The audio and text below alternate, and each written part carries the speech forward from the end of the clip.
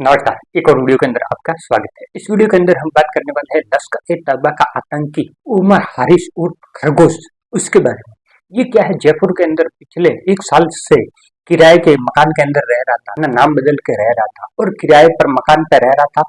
और उसने न सिर्फ किराए के मकान में रह करके आतंकी गतिविधियों का नेटवर्क बढ़ाने के लिए अपना यूज किया, बल्कि उसने 8 साल का किरायानामा तैयार करके पासपोर्ट भी बना दिया और उस पासपोर्ट से वो इंडोनेशिया और सऊदी अरब जैसी यात्राओं पर गया।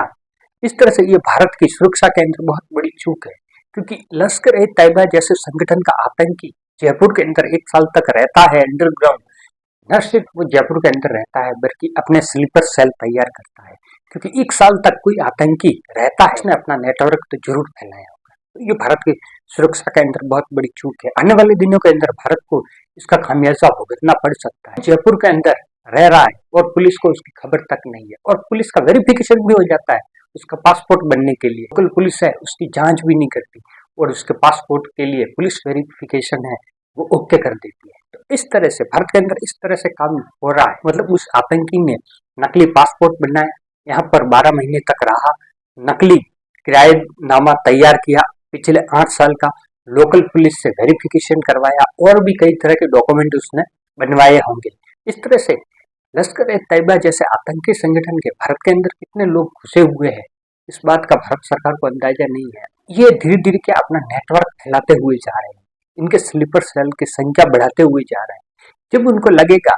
तब इन स्लीपर सेल को एक्टिवेट कर देगा। ये आने वाले दिनों के अंदर भारत के लिए बहुत बड़ी समस्या खड़ी करेंगे। और बताया जाता है कि आतंकी खरगोश उमर हारिस, इसने यहाँ पर जयपुर के अंदर शादी भी की थी और शादी करके अपना एक लोकल सिविलियन जैसे रह रहा था। मतलब किसी को शक भी नहीं हो कि ये पाकिस्तानी आतंकी है, लश्कर-तैयबा से जुड़ा हुआ आतंकी है। इस तरह से फर्जी डॉक्यूमेंट बना करके किराए पर रह रहा है और उसका पासपोर्ट भी बन गया, विदेशी यात्राएं कर रहा है। तो इस तरह से एक आतंकी पिछले 1 साल से जयपुर के अंदर रह करके गया और जयपुर पुलिस को उसकी भनक तक नहीं लगी, या राष्ट्रीय सुरक्षा एजेंसी को उसकी भनक तक नहीं लगी।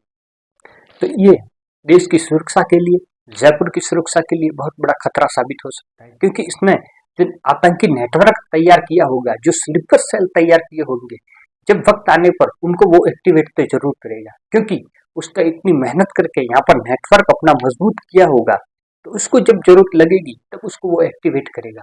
अब तो वो भी अंडरग्राउंड हो गए होंगे, क्योंकि ये मामला जैसे ही उजागर हुआ और जब मीडिया के लोग वहां पहुंचे, तब कोई भी व्यक्ति उसके बारे में इंफॉर्मेशन देने के लिए तैयार नहीं था। नाम न बताने की शर्त पर कई मीडिया चैनल्स को लोगों ने बताया कि ये आतंकी था, ये बहुत कम बाहर निकलता था, अपने घर के अंदर लैपटॉप पे लगा रहता था और केवल नमाज पढ़ने के लिए पास की मस्जिद के अंदर आता था, फिर अपनी नमाज पढ़ के वापिस अपने रूम के अंदर चला जाता था। न लोगों से ज्यादा बातचीत करता था, न लोगों के साथ में ज्यादा घुल मिलता था, अपने काम के लिए ही सिर्फ बाहर निकलता था, बाकी उसके लैपटॉप पे वो काम करता रहता था। केवल नमाज पढ़ने के लिए या अपने घर के जरूरी सामान थे उसको खरीदने के लिए बाहर निकलता था, न लोगों से ज्यादा बातचीत करता था, न लोगों के अंदर ज्यादा घुल मिलता था। और कई स्थानीय लोगों को उसने अपना नाम अमजद भी बताया था।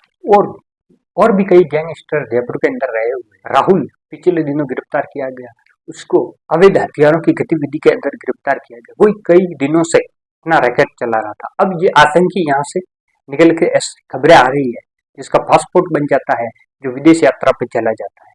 तो इस तरह से जयपुर के लिए ये खतरा है, क्योंकि जयपुर के अंदर 2008 के अंदर भी बम ब्लास्ट हुए थे, जो आतंकी संगठन सिमी था उसका हाथ बताया गया था और उसके अंदर गिरफ्तारियां हुई थी, कई लोग मारे गए थे। इस तरह से एक बार फिर से राजस्थान की राजधानी जयपुर आतंकियों के निशाने पर है। जयपुर जैसी सिटी को आतंकी निशाना बना रहे, तो मतलब भारत के और शहरों को निशाना जरूर बनाने की कोशिश में लगे होंगे। और भी कई तरह के आतंकी भारत के अंदर छिपे हुए हो सकते हैं।